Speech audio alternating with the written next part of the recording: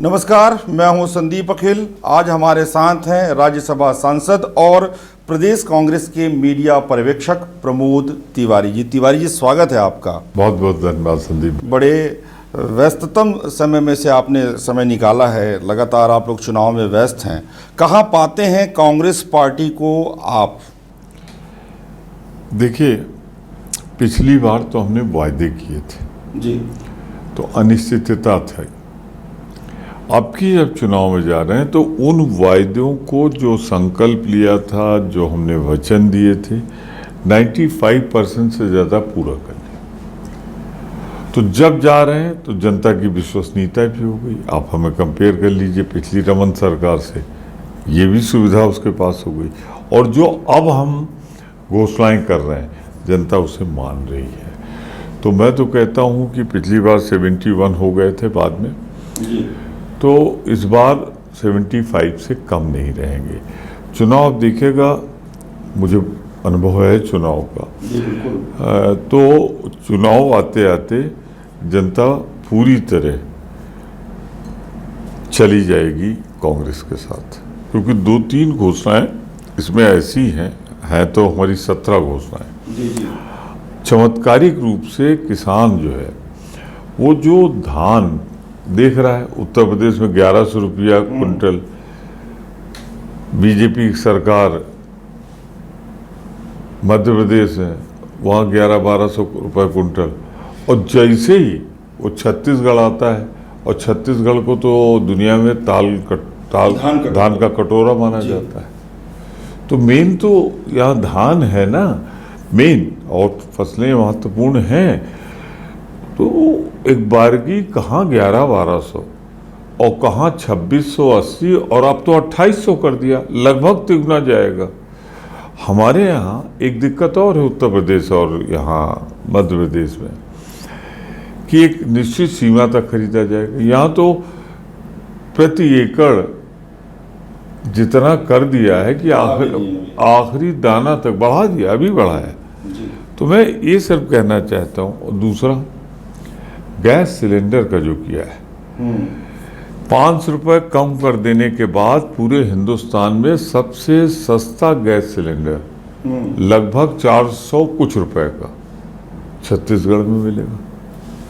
अब आप देखिए, तीसरा, मैं परसों से लगा हूँ, सब देख रहा हूँ, गूगल निकाल रहा हूँ, मुझे कोई ऐसा राज्य मिला ही नहीं जहाँ केजी यानी किंडरगार्टन से एमए तक, पोस्ट ग्रेजुएट तक की पढ़ाई फ्री हो। जी, अलग अलग ये अलग तरीके का एक फॉर्मेट आया है कि कुछ भूपेश जी ने किया, कुछ प्रियंका जी ने घोषणा की, कुछ और बड़े नेताओं के माध्यम से घोषणाएं हो रही हैं। तो ये किस्त किस्त में घोषणाएं क्यों हो रही हैं? हम समझाते हैं आपको। अब ये जो गैस वाला था जी, रसोई गैस, कितना पैसा लगेगा इसमें? चिंतन मनन अध्ययन चलता रहा, लगी। फिर जब लगा कि हाँ हम कर सकते हैं, तो हमने घोषणा कर दी, और प्रियंका जी से घोषणा करा दी। अब जैसे ये खरीदने था धान, कितना खरीदा जाए? उत्तर प्रदेश में सिपाही लगानी पड़ती है कि भाई इनका खरीद लो, इनका खरीद लो। मध्य प्रदेश सिपाही लगानी पड़ती, यहाँ 20 क्विंटल प्रति एकड़, और जबकि केंद्र सरकार सहायता नहीं दे रही है। और जो ये आवास न्याय योजना बनी है, बड़ा विवादित रहा। बीजेपी ने बहुत आरोप लगाए कि प्रधानमंत्री आवास योजना में जो मकान बनने थे, जो गरीबों को मकान मिलना था, वो मिल नहीं पाया, और ये गलती जो है कांग्रेस सरकार की है। देखिए, बीजेपी ये तो नहीं बताती कि उसने सहयोग नहीं दिया। वो सवाल पूछे, मैं भी बोर्ड देख रहा हूँ, अखबारों के विज्ञापन देख रहा हूँ, लेकिन अब हमने तय कर लिया, तुम दो या ना दो, हम अपने फंड से, अपने स्रोत से 17 लाख मकान जो हमको मिलना चाहिए था, आपके सहयोग के कारण नहीं बना पाए, हम बना के देंगे। तो अब तो हमारी जवाबदेही हो गई ना। अब तो हम नहीं कह सकते कि केंद्र ने क्या इसमें गड़बड़ की। अब और देखिए ना, ये पीजी वाली अपने आप में, तेंदुपत्ता संग्रहकों को 4000 रुपये प्रति इनपुट सब्सिडी सहायता राशि की तरह हम देंगे प्रति वर्ष। 4,000 रुपये छोटी रकम नहीं है। अब बघेल स्वास्थ्य योजना जो है 5 लाख से बढ़ाकर 10 लाख, और बहुत से मामलों में जो हमारा ये है ये तो जाएगा 25 लाख तक। कृषि मजदूर न्याय योजना 7,000 रुपये से बढ़ाकर 10 रुपये। ये चूँकि जा रहे थे राहुल जी, वहाँ उन्होंने देखा 28 तारीख को किसानों से मिले और किसानों ने ये समस्या उनके सामने रख दी, तो ये दूसरे टुकड़े में होना ही था ना। अब ये जो दूसरी योजना है कर्ज माफ़ी वाली, ये हमारा पहले से निर्धारित था, तो हमने इसको 2023 में पुनः सरकार बनाने पे होगी, हमने पहले घोषणा कर दी। ये 28 को हुआ। 29 को स्वास्थ्य योजना का कल किया प्रियंका जी ने। तो स्वास्थ्य योजना में तो एक ज़बरदस्त बढ़ोतरी हुई है ना। तो अब इसी तरह आप देखते चले। अब सिलेंडर वाला अभी प्रियंका जी ने किया।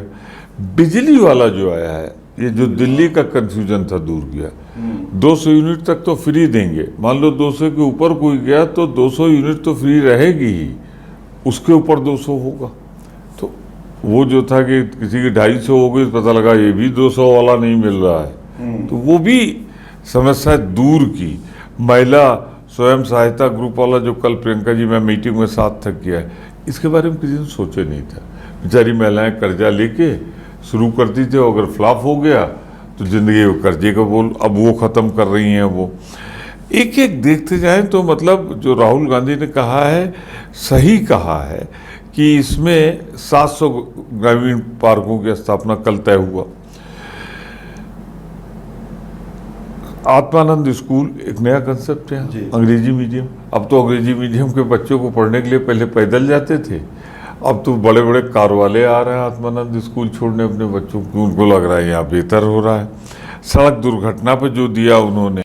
हाँ, ये बुलडोजर जो है, बुलडोजर का जिस तरीके से महिमा मंडन किया जाता है, और कई जगह हमने देखा कि अब आएगी बुलडोजर की सरकार, और कुछ जगह बीजेपी ने भी प्रचार किया बुलडोजर को। तो बुलडोजर का जिस तरीके से प्रजातंत्र में उपयोग हो रहा है और जिस तरीके से राजनीति में कहीं ना कहीं उसका स्थान है, तो आप कहाँ पाते हैं? अब सरकारें बन जाती, डिलीवर नहीं कर पाती। अब आपको मालूम है सबसे महंगी बिजली कहाँ मिलती है? उत्तर प्रदेश में। सबसे कम दाम पे धान कहाँ खरीदा जाता है? उत्तर प्रदेश में। इतनी सबमिट हुई इंडस्ट्रियल, आप पूछो को अमली जामा पहन पाई? तो वहाँ पे तो भाषणों की सरकार है, बातचीत है बस, काम कुछ नहीं। आप सोचिए वाराणसी से आप परिचित हैं अच्छी तरह, चंदौली से परिचित हैं। ये चंदौली खत्म हो, ये छत्तीसगढ़ शुरू। इधर 1100, उधर 2500। मेरे पास सबसे ज़्यादा सिफारिश किस बात की लगी? मैं तो प्रतापगढ़ इलाहाबाद का रहने वाला हूँ जी, कि हमारा धान छत्तीसगढ़ में। बड़ी शर्म आती, बड़ी शर्म आती। तो ये सरकारें इसलिए नहीं काम करती कि उनको मालूम है कि वोट तो इनको मिलना है, जो मुद्दे आपने बताए। अब बुलडोजर कोर्ट में केस पेंडिंग है, अभी फैसला नहीं हुआ, बुलडोजर गिरा देंगे। तो किसी की संपत्ति तो है, पर ये राष्ट्रीय संपत्ति भी है जो हो रहा है जी। तो इसे वोट तो मिल रहा है, पर प्रदेश पिछड़ता चला जा रहा है। अब मैं यहाँ दंग रह गया एक फिगर देख के, और मैं तो कहता हूँ भारत के लिए चुनौती है। औसत जो यहाँ पे अनएम्प्लॉयमेंट है 0.8% जी, और रमन सरकार का था 22%, 0.28%। हमारा है 0.8%, उनका 22%। तो ये बेरोजगारी को रोक देना, एक निश्चित आय के ऊपर ले जाना चमत्कार है बघेल सरकार का। तो मैं तो सर्टिफिकेट दे के जा रहा हूँ कि बघेल इस समय देश का सर्वश्रेष्ठ मुख्यमंत्री, मोस्ट परफॉर्मिंग चीफ मिनिस्टर है। कि 5 साल में 2 साल कोरोना भी झेल लिया, रमन सरकार ने जो गलतियां की थी उसको भी झेला। एक आरोप बड़ा लगा, आप मुख्यमंत्री भूपेश बघेल जी की बड़ी तारीफ कर रहे हैं, और बहुत अच्छा उन्होंने इन 5 वर्षों में काम किया है, और जिन कामों को आपने बताया भी कि एटीएम बन गया था छत्तीसगढ़, जब भी कहीं चुनाव, आपके उत्तर प्रदेश का जब चुनाव हुआ, आपके अन्य राज्यों के जब चुनाव हुए, तो यहाँ से लोग जाते थे, यहाँ के कार्यकर्ता वहाँ सक्रिय होते थे, तो परंपरा रही, जैसे आप यहाँ आए हुए हैं और इस तरीके से एक दूसरे का सहयोग किया जाता है। लेकिन एक शब्द उपयोग बार बार किया गया एटीएम का, कि छत्तीसगढ़ एटीएम बन गया। नया नहीं, इस शब्द का इस्तेमाल कर्नाटक चुनाव के पहले अमित शाह जी ने किया था, और अमित शाह जी ने किया था कि एटीएम चला जाएगा। तो अब एटीएम वाला अनुभव और हमारे दो का अनुभव, ये भाजपा का अनुभव है। हमारे यहाँ कोई एटीएम नहीं है, परंपरागत रूप से जैसे आज मैं आया हूँ वैसे। अब अमित शाह जी का जिक्र आ गया तो मैं एक बात कहता हूँ, दूसरी बात भी मुझे कहनी है। प्रदेश सरकार ने तो इतना कर दिया, ये केंद्र सरकार ने, जिसके अंदर में नागरिक उड्डयन आता है, ये हमारे इलाहाबाद की चल रही थी फ्लाइट बंद कर दी 28 को। ये जो ट्रेन जाती थी कोल के नाम पे, वो ट्रेन भी बंद है। क्या कभी हिंदू की बात करते हो, तुम सिर्फ बात करते हो, काम कुछ नहीं करते। जो अस्थियां यहाँ पे लोगों को ले जाते हैं संगम पे, मैं तो संगम पे ही रह के पढ़ा लिखा हूँ, आपने वो सुविधा भी बंद कर दी, ट्रेन भी बंद कर दी, हवाई जहाज भी बंद कर दिए, बनारस नहीं जाता। अब अमित शाह जी की बात बताऊं, मैं पिछली बार आया था 20 अक्टूबर को, आपके चैनल के लोग भी वहाँ थे, जब बड़ा विरोध हुआ 18-19 को, तो अमित शाह जी ने कह दिया कि जो ये नगर नार वाली स्टील प्लांट की योजना है 2700 करोड़ की, ये किसी बिनवेश कहते हैं उसे, बिनवेश किसी देने की योजना से हमने रोक दिया है। मैंने 20 को चुनौती दी कि ये है बिनवेश में ले जाने वाला ऑर्डर। ये सवाल पूछा गया था 6 अगस्त 2022 को, उन्होंने कहा विवरण रख दिया, और 7 नंबर पे है इसमें 2021 के लोक उद्यम सर्वेक्षण के अनुसार जो महाराज नवरात्र में 62 लाख की सूचना दी। अब लीजिए, इसमें है नंबर 9 पे एनर्जी लिमिटेड नगरनार का स्टील प्लांट विनिवेश की सूची में। तो ये मेरा जवाब नहीं है, ये भाजपा सरकार का केंद्र में on the floor of the house, किसी मंत्री का बयान नहीं है, मंत्री का वो। तो मैंने तो अपना कागज दिखा दिया। मैंने अमित शाह जी को कहा, आप अपना कागज वो दिखाइए जिसमें आपने इसके बाद निर्णय लिया है कि हम नहीं बेचेंगे। 11 दिन आज हो गया। आज मैंने फिर पीसी की, पूछा भाई 11 दिन तो हो गया, चुनाव तो जिस एरिया में है उसका चुनाव 5 खत्म हो जाएगा, आप ऑर्डर कब दिखाओगे? ऑर्डर दिखाएं तो वो तब जब कोई ऑर्डर हो। विरोध हुआ, बोल गए। तो झूठ बोलना तो बीजेपी की बीमारी है। अब मैंने यही कहा, प्रदेश से तो हमने इतनी बड़ी सूची गिना दी। आपको मैंने एक छोटी सी भावनात्मक बात कह दी कि अस्थि विसर्जन की जो सुविधा थी आपने वो भी खत्म कर दी। बिलासपुर से जो जाती थी वो भी फ्लाइट खत्म कर दी। तो केंद्र जो मकान बनने थे उसका आप पैसा नहीं देते, हम जो योजनाएं चलाते हैं आप उनका पैसा नहीं देते, आप हमारी सहायता नहीं करते। तो सजा मिलनी चाहिए इस चुनाव में भाजपा को कि तुम्हारी जो सरकार है वहाँ उसने छत्तीसगढ़ के हितों के खिलाफ काम किया है। पर हटा देते हैं आप नाम, कांग्रेस जो है भरोसे की सरकार, वहाँ से आपने पहले भूपेश सरकार, भरोसे की सरकार, फिर कांग्रेस सरकार, भरोसे की सरकार। ठीक है, इसमें बुराई क्या है? कांग्रेस सरकार नहीं है ये। देखिए टेक्निकली वो होता क्या है, जब चुनाव हो जाता है, जिस दल का बहुमत होता है, प्रदेश होता है, तो गवर्नर साहब जिसका बहुमत होता है उसको बुलाते हैं, वो जाएगा सरकार बनाएगा। मैंने ये तो नहीं कहा भूतपूर्व बघेल, हम तो वर्तमान बघेल मुख्यमंत्री, और सब मिलजुल कर प्रोजेक्ट हो, सबका योगदान। वही जो मैं कह रहा था वही तो आप कह रहे हैं कि भाई इसमें पूरे सबका श्रेय है। बघेल जी का नेतृत्व में सबने अपना बेस्ट पॉसिबल दिया है। तो अगर सब मिल के चुनाव लड़ें तो क्या बुराई है? सामूहिक नेतृत्व हो, क्या बुराई है? हर पार्टी का सोच है। हमारे यहाँ तो अब भाजपा क्या कहती, हम पूछते हैं कि तो हमारा चेहरा तो पूछते हो, तुम अपना चेहरा बताओ, तो कहते हैं मोदी जी।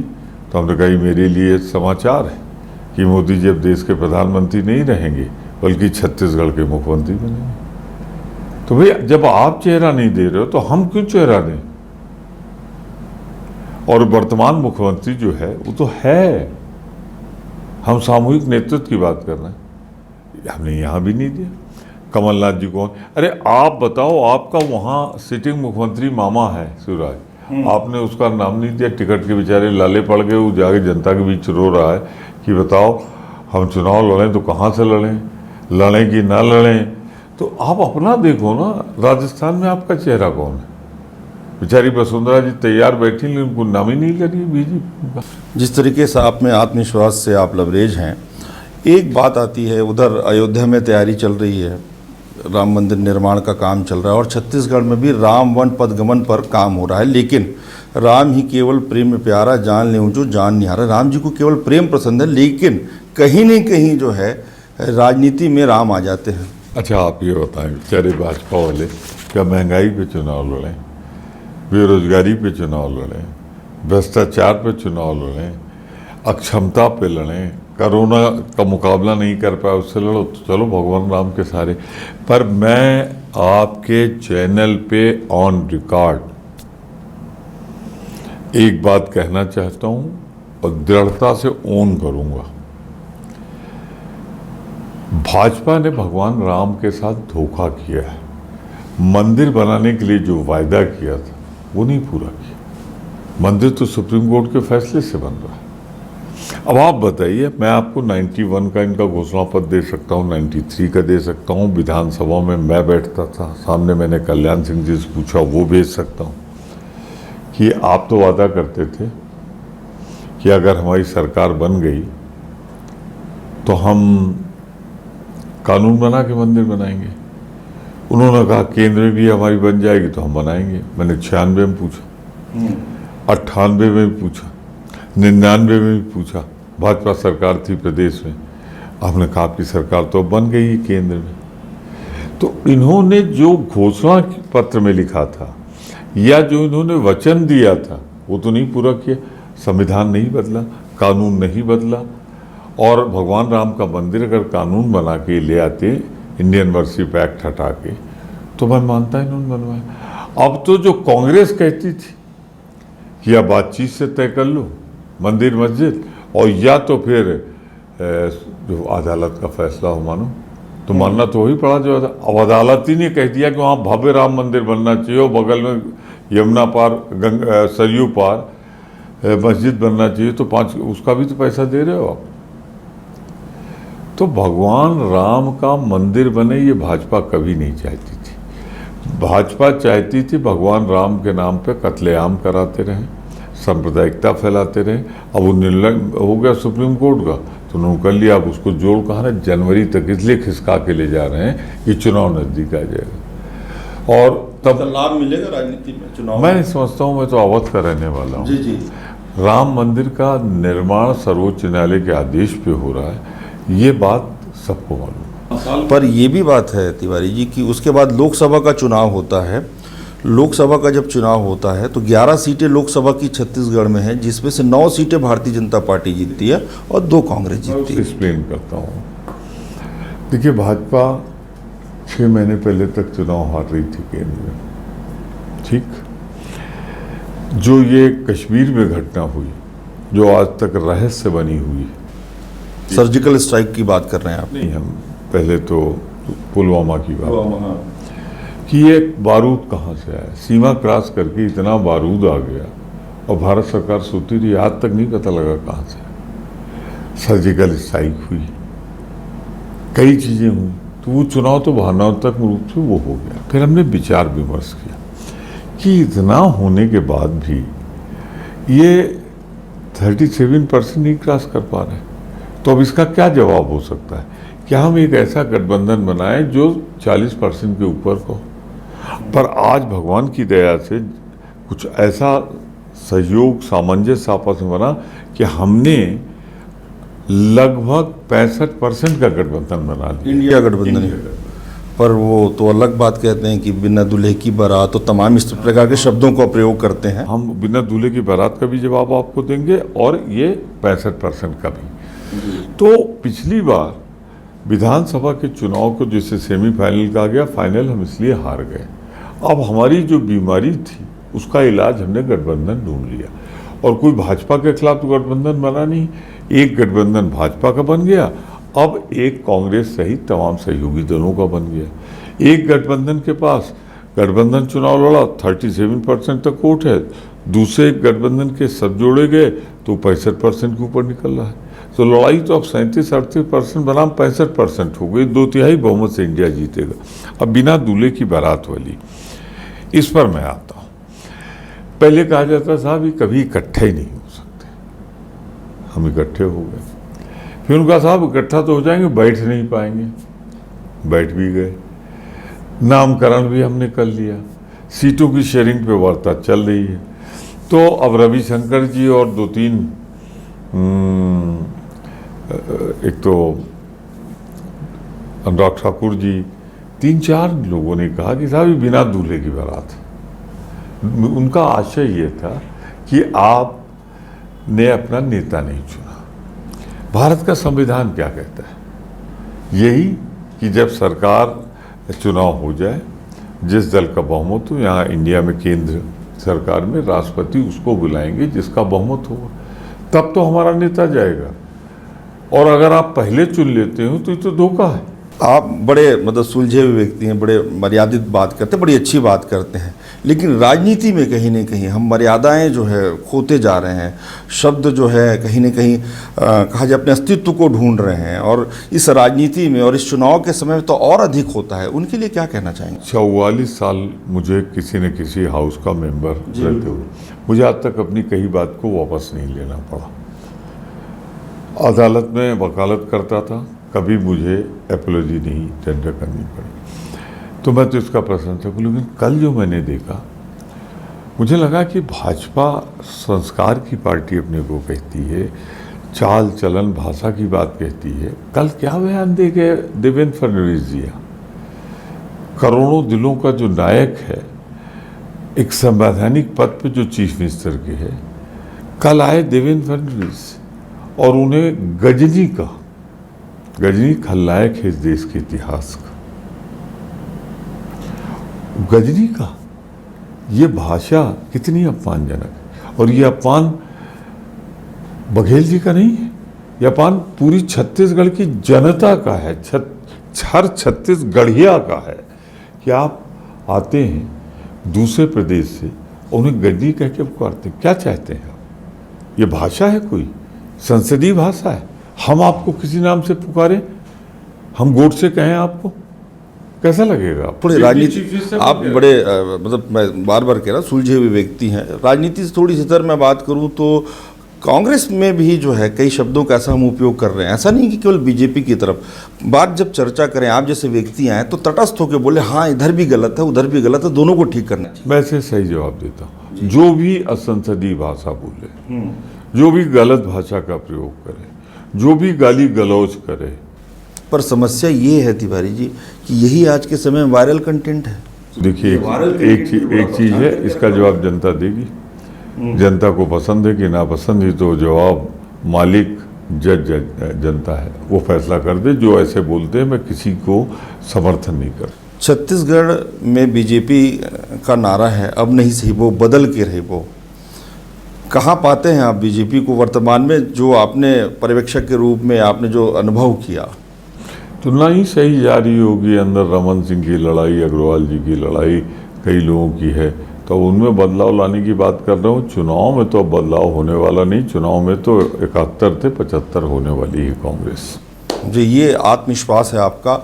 एक प्रश्न अंतिम में मेरा ये है कि संसदीय परंपराओं पर भी आप बात करते हैं कि अब बोलने की आज़ादी नहीं रही, अब बोल नहीं सकते, या संसद में जो होता है उसको लेकर भी कहीं ना कहीं आप दुखी नज़र आते हैं कि ऐसा नहीं होना चाहिए, ये ठीक नहीं हुआ। उसके विषय में आप हमें बोलें। देखिए, मैं संसदीय मर्यादा का पक्षधर हूँ, मैंने कहा बल देता हूँ। लेकिन आपने स्वतंत्रता की अभिव्यक्ति की बात कही, तो आज मैं देख रहा हूँ निजता के अधिकार का उल्लंघन हुआ है। स्वतंत्रता, स्वतंत्र वाक्यता के आधार पर अभी एप्पल ने एक जारी किया है और उसमें हमारे तमाम नेता की जासूसी हो रही है। वो जो मैसेज है रिकॉर्ड हो रहे हैं, टेप हो रहे हैं, और जो कर रहा है वो funded by state, supported by state. तो ये सब्जेक्ट तो सेंटर का है, कम्युनिकेशन, दूरसंचार। तो क्या अब हमारे बोलने की अभिव्यक्ति पे इतनी आज़ादी हमारी रोकी जाएगी, या हम बोलेंगे तो पेगासस की तरह जासूसी होगी? ये तो लोकतंत्र में नहीं होता, ये तानाशाही में होता है।